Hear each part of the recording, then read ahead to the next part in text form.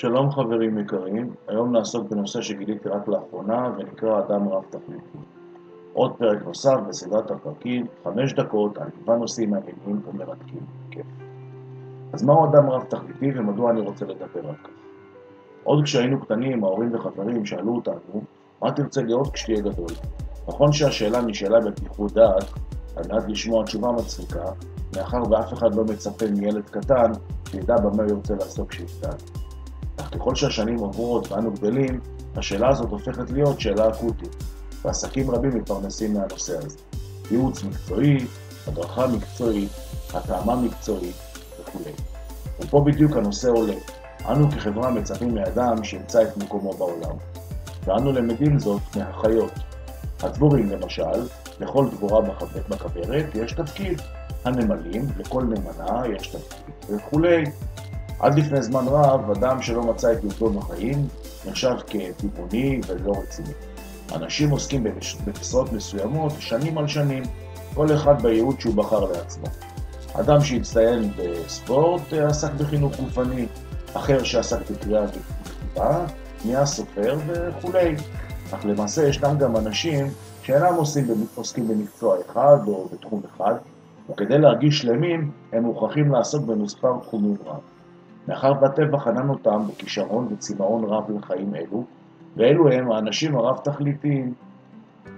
כאשר אדם רב תכליתי ניגש לרעיון עבודה והמראיין רואה שהאדם עסק בתחומים רבים, החליף עבודות רבות, הוא מיד נתפס בעיני החברה כאדם לא רציני ולא אחראי. אך ההפך הוא הדבר. כולנו היינו רוצים אדם רב תכליתי לצידנו. אדם רב תכליתי מסוגל לראות דברים בצורה יותר רחבה מאדם תכליתי, מאחר וארגז הכלים שהוא נושא הינו הרבה יותר גדול.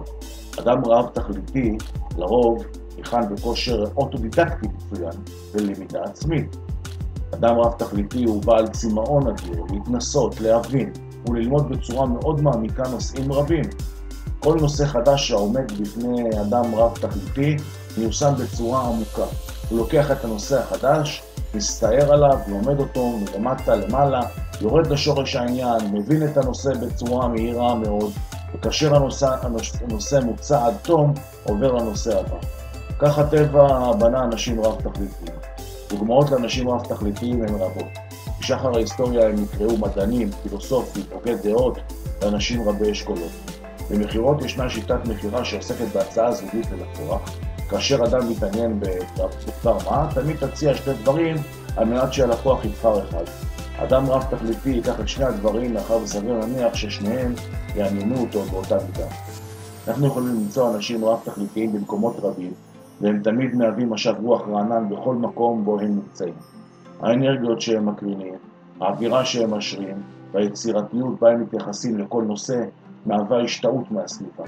כיום הטכנולוגיה יוצרת דברים רב תכליתיים רבים, כגון מעבד מזון שהוא גם מטחנת בשר, אולר שוויצרי שמכיל פונקציות רבות, ואף המחשב שלנו הוא מולטיטאסקינג, רב משימות, מסוגל לעשות כמה פעולות במקביל. גם האדם בנוי בצורה כזו שהוא מסוגל לבצע מספר דברים במקביל. לדוגמה, אנו יכולים לנהוג ברכב, לשמוע רדיו ולקרוא תמלולים. אז למעשה הרב תכליתיות קיימת שנים רבות.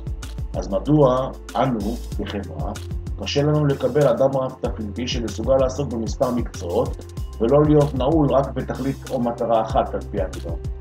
ומדוע אני רוצה לעסוק בנושא זה?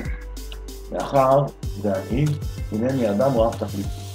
בימי חיי עסקתי בתחומים רבים, עסקתי במקצוע הטבחות כשף, כתבתי שירים, ניגנתי בגיטרה, עסקתי במכירות, עסקתי באבטחה, עסקתי בניהול במגוון תחומים, ניהלתי פרויקטים רבים, עסקתי בהדרכה באימון אישי להצלחה, הקמתי עסקים, מפעלים, עסקתי במחשבים, גם בתחום הטכני וגם בתחום המכירתי. ועוד קצרה היריעה מלהכיל את כל התחומים שעסקתי בהם. לקח לי זמן רב להבין זאת. שנים הסתובבתי בתחושה שאני שונה, לא מרוצה, וכל הזמן לא מצאתי את ייעודי בחיים. והיום אני מבין, אני אדם רב תכליתי, וההבנה הזאת גרמה לי לקבל את עצמי באהבה. אז חברים יקרים, מי שמרגיש שהוא רב תכליתי, תאהב את עצמך, ואין לך שום סיבה לדאגה, ככה אנחנו גדולים. שמחתי חברים יקרים לשתף אתכם בעוד פרק בסדרה, 5 דקות על מגוון נושאים מעניינים ומרתקים. אנא שתפו משפחה, חברים וידידים